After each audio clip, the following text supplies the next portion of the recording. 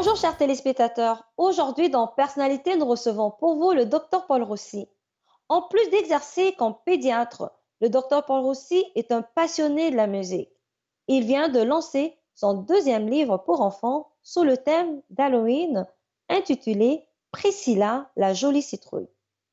Des plus, il vient de lancer un album de jazz avec 6 chansons instrumentales disponibles sur Spotify et Apple Music. Pour vous dans Personnalité avec Rosaline Dalla. Bonjour docteur Rossi, bienvenue dans notre émission Personnalité. Bonjour Rosalie, je suis très contente d'être ici avec vous pour la deuxième fois. Oui, c'est un réel plaisir pour nous de vous recevoir à nouveau. On vous a reçu la dernière fois avec un livre pour enfants sur Noël. Puis là, vous revenez pour une deuxième fois avec un magnifique livre sur le thème d'Halloween. Priscilla, la jolie citrouille. Parlez-nous un tout petit peu de ce goût que vous avez eu de lancer ce livre pour enfants, Priscilla, la jolie citrouille. Oui, merci Rosalie. L'année passée, j'ai écrit une chanson qui est sur Spotify et Apple Music, Priscilla the Pumpkin Pumpkin. On avait le succès avec cette chanson-là, et puis j'ai pris la chanson, les mots, on a traduit et adapté en français, puis on a sorti avec un livre pour enfants bilingues, Priscilla la jolie citrouille, puis Priscilla the Pumpkin Pumpkin. Alors, un deuxième livre bilingue pour les enfants qui est maintenant disponible chez Indigo sur ligne et les magasins Indigo à Montréal, surtout Pointe-Claire. Alors là, dans ce livre-là, on remarque que vous encouragez les enfants à reconnaître les fruits, les légumes. Est-ce que c'était plus facile pour vous de le mettre dans un livre au-delà de la chanson qui est déjà disponible pour que les enfants puissent encore se retrouver une nouvelle fois? Oui, alors il peut garder les dessins, lire les mots et écouter les chansons. Alors, une bonne expérience bilingue pour les enfants. Mhm. En revenant justement sur votre premier livre de Noël, où vous avez eu, grâce à des donations, 2,3 millions de dollars que vous avez versés justement à l'hôpital pour enfants de Montréal. Cette année, est-ce que vous comptez encore refaire l'expérience avec ce deuxième livre? Oui, tous les profits de livres, ça va aller aux fondations Hôpital des enfants de Montréal. Tous les profits et sur tous mes projets dans les arts, ça va vers Fondation Children's. Là, on comprend que vous faites facilement un lien entre votre domaine qui est la pédiatrie, où vous arrêtez pas de parler des enfants et puis encore à travers vos histoires. Quels sont les commentaires que vous recevez comme ça des enfants que vous recevez dans vos cabinets? Les enfants adorent les livres pour eux, surtout bilingues, surtout avec les bons dessins. Les dessins cette fois-ci, comme le premier livre, sont faits par Jannick Crépeau. Les enfants adorent lire plusieurs fois, écouter les chansons plusieurs fois. Les enfants aiment les livres. Alors, je vais écrire un autre, peut-être. Alors là, on se lance directement sur un nouveau projet. Docteur Paul Rossi, moi, j'ai eu l'occasion de lire le premier livre en lien avec Noël. Puis là, on voyait, oui, l'illustration qui est vraiment très explicite pour les enfants. Puis justement, ce côté bilingue que vous apportez, le côté original que vous apportez, où un côté, on a un côté français, puis l'autre côté, on a le côté anglais. Et là, vous revenez encore avec ça. Est-ce que vous vous dites que c'est important que les enfants soient bilingues ou c'est juste pour essayer de rejoindre le demande? Montréal est une ville des centaines de langues et cultures. Au moins, c'est important que les enfants parlent deux langues, anglais, français, puis sont habitués avec toutes les cultures de Montréal. On est riche avec les cultures à Montréal, au Québec, puis au Canada. Plus qu'on connaît les autres cultures, plus qu'on soit riche. spirituellement, psychologiquement, intellectuellement. Mhm. Ah, ben ça, c'est très bien dit. Puis là, c'est vrai que les enfants, de toutes les façons, en ayant un livre qui est bilingue, ils vont justement découvrir certains mots anglophones ou francophones qu'ils ont le goût d'apprendre. Docteur, aussi, l'année passée, quand on vous a reçu en parlant du livre de Noël, vous avez eu facilement à liquider, si je veux que je le dise comme ça, plusieurs livres en moins de quelques mois. Vous avez eu à avoir plusieurs exemplaires vendus. Et là, on sait Oui, que vous sortez un livre dans le temps de critique, s'il faut le dire, de la COVID-19, la pandémie qui touche le monde. Vous n'avez pas eu peur justement de lancer ces livres un certain mois d'octobre de l'année 2020? on a même vendu plus de livres cette année que l'année passée. On a vendu plus que 2000 copies dans moins qu'un mois. Alors, un grand succès. Puis, on va continuer à vendre chez Indigo pour les prochains 12 mois, jusqu'à Halloween prochain. Il y a un grand intérêt pour les livres comme ça. Mais pourquoi est-ce que vous pensez qu'il y a un grand intérêt comme ça pour les livres? Parce que est-ce que c'est parce que c'est bilingue ou c'est parce que les dessins ou parce que vous êtes connu en tant que docteur que vous avez la facilité de vendre des livres? Je pense que n'importe quel auteur, médecin ou pas, peut réussir avec les bons dessins, une bonne histoire. Les enfants adorent les livres dans leurs mains, plus que regarder quelque chose sur les écrans. Ils aiment les livres, ils aiment tenir quelque chose. Mhm. Malheureusement, j'ai pas encore eu l'occasion de lire ce livre avec le temps de la COVID. Certainement que je l'aurai dans quelques jours. Docteur, aussi, là, l'illustration qui se fait encore avec Jannick Crépeau, ce choix-là, est-ce que c'est volontaire? C'est un honneur que Jeanne Crépeau accepte de faire les dessins pour mes livres. Elle a beaucoup de talent. Elle fait ça avec un grand cœur. Et vous allez voir un deuxième livre avec les très beaux dessins. Alors, docteur, aussi, on revient juste après la pause. À notre cher public, on revient juste après la pause.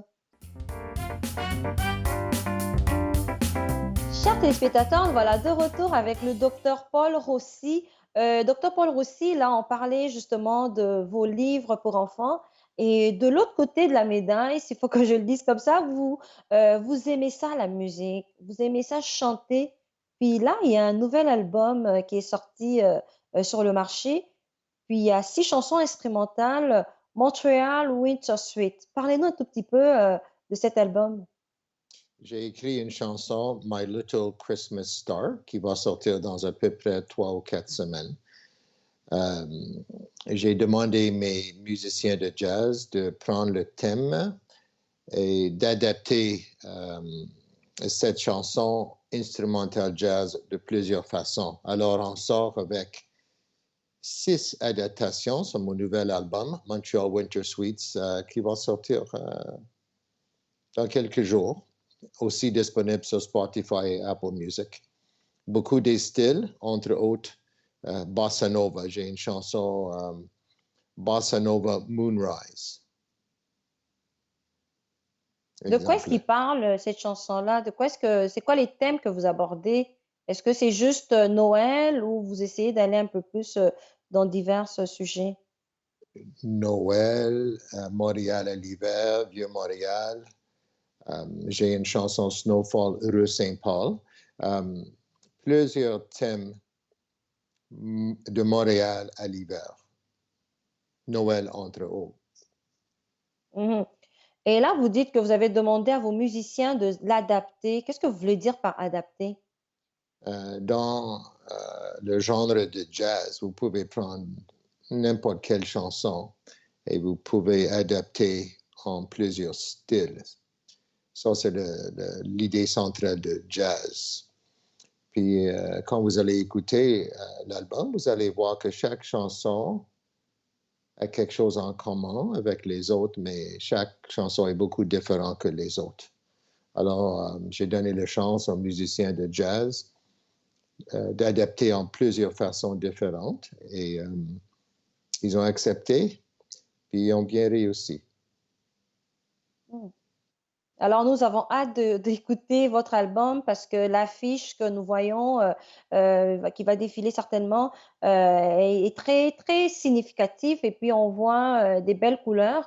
Là, aujourd'hui, docteur, vous vous dites que vous ne vous arrêtez pas, vous voulez satisfaire vos enfants, vous voulez toujours rester dans ce monde de jazz. Pourquoi est-ce que le jazz est si important pour vous, docteur? Le jazz, par définition, c'est un moyen d'expression. Euh, c'est ouvert, on peut faire la belle musique avec. À Montréal, vous avez le Festival international jazz de Montréal. Alors, on a une histoire à Montréal de jazz. J'ai déjà fait le festival à Rimouski. J'espère bientôt avoir une heure faire le jazz à Montréal. Ben, espérons, avec le temps qui court, qu'on aura l'occasion de revivre ce moment agréable avec les différents festivals à travers le monde. Docteur, aussi, la relation que vous avez aujourd'hui avec la musique, OK? Hormis la relation que vous avez en tant que pédiatre, euh, est-ce qu'on peut dire que la musique jazz évolue? La musique jazz, oui, il y a une évolution de jazz. Chaque fois que j'écris une chanson et je tourne en jazz, il y a toujours quelque chose de nouveau Mhm. et Puis agréable. là, on entend beaucoup l'instrumental aussi, hein? Oui, mes albums de jazz, c'est seulement instrumental et ça va avec d'autres albums vocaux. Fier les deux. Mais pourquoi faire le choix de juste de mettre en instrumental? Est-ce que vous vous dites que généralement les gens n'ont pas certainement besoin d'écouter des voix, mais juste écouter l'instrumental, ça apaise un Mais peu? j'utilise ma voix sur mes albums vocaux qui ne sont pas de jazz. Euh, mais j'ai décidé mes albums de jazz juste en instrumental. Ça, c'est un genre que j'ai choisi. Ça me donne beaucoup de plaisir de produire ça, d'écouter ça. Est-ce que vous vous dites ça vous donne juste à vous le plaisir ou vous pensez aux personnes qui vous écoutent et qui réclament ces genres si vous dites ces genres de musique en fait? Oui, il y a beaucoup de monde qui apprécie ma musique de jazz. J'ai 4 chansons de jazz qui jouent sur Stingray par tout le monde, plusieurs fois par jour. Très fier de ça, mais très fier que les chansons jouent partout. Mhm. Ben, nous sommes aussi fiers avec vous de voir que non seulement vous le faites pour vous, mais vous le faites aussi pour ces personnes-là qui vous suivent. Docteur aussi, là, vous ne vous arrêtez pas, comme je l'ai dit tout à l'heure, vous êtes au niveau de l'écrit, hein, vous vous accrochez beaucoup plus chez les jeunes enfants et vous êtes encore dans la musique jazz. Certainement, on va en parler plus à la dernière partie. Quels sont les projets qui vous tiennent tant à cœur en tant que docteur et chanteur? Mais comme médecin, je vais continuer de travailler, euh, même dans la pandémie de COVID. Comme auteur des chansons, je vais continuer à écrire les chansons.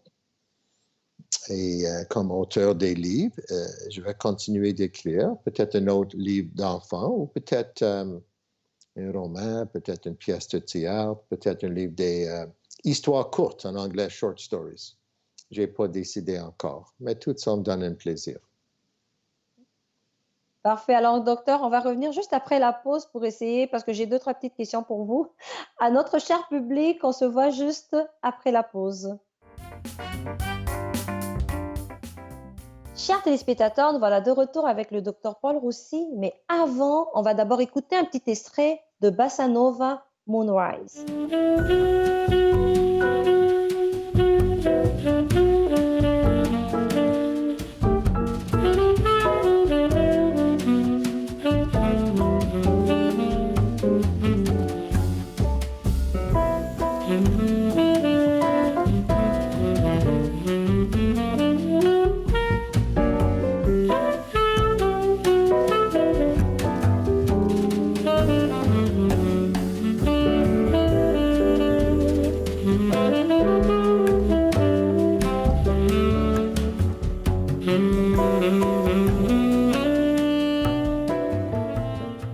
Docteur Paul Rossi, là, nous venons d'écouter un extrait de votre chanson.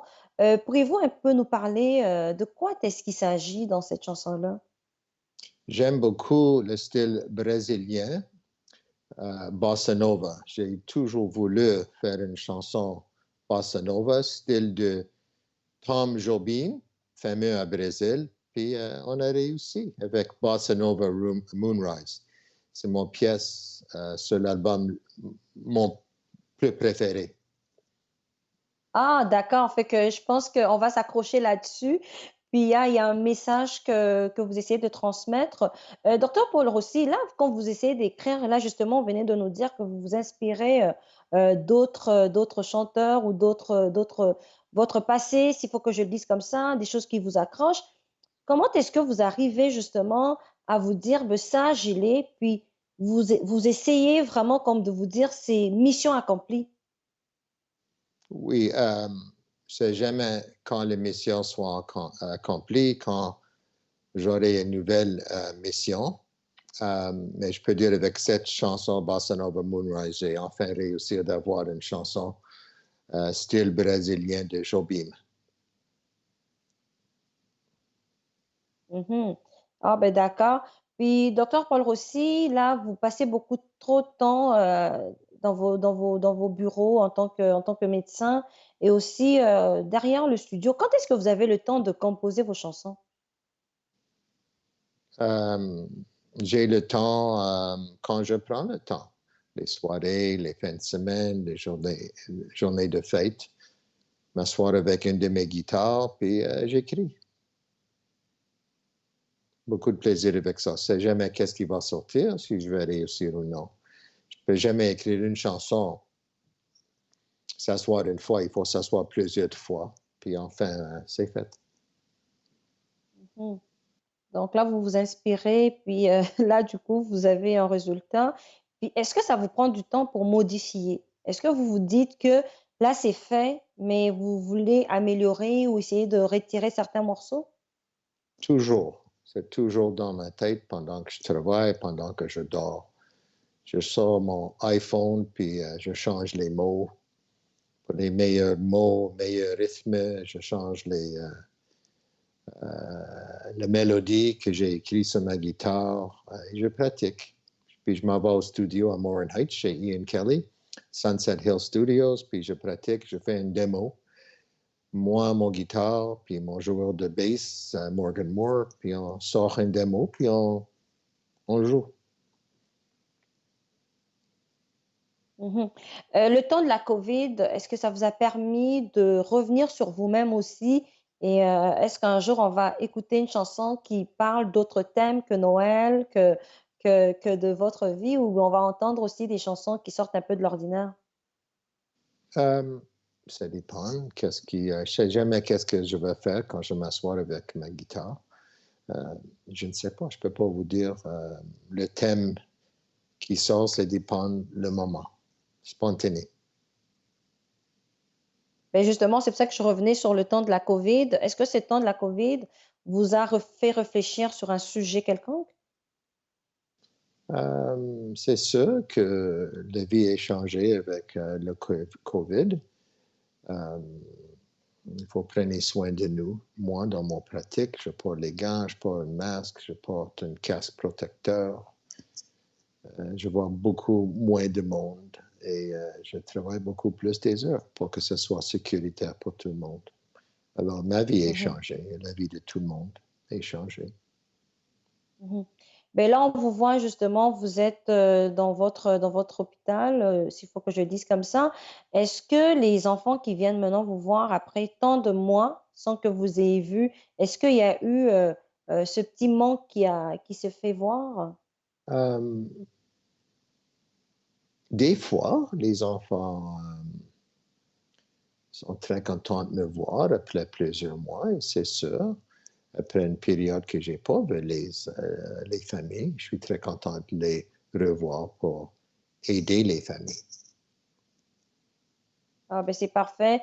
Puis ça, c'était important, la relation, justement, qu'on a toujours avec son médecin. On a envie de le voir, avec son docteur aussi. Puis je pense que Oui, c'était important, de revenir justement sur, votre lieu de travail.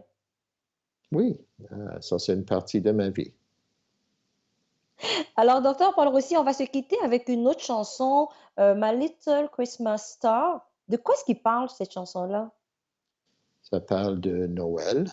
C'est une bonne performance faite par mon trio, mon joueur de bass Morgan Moore, euh, Mark Nelson sur drums, puis Jonathan Caillé sur piano.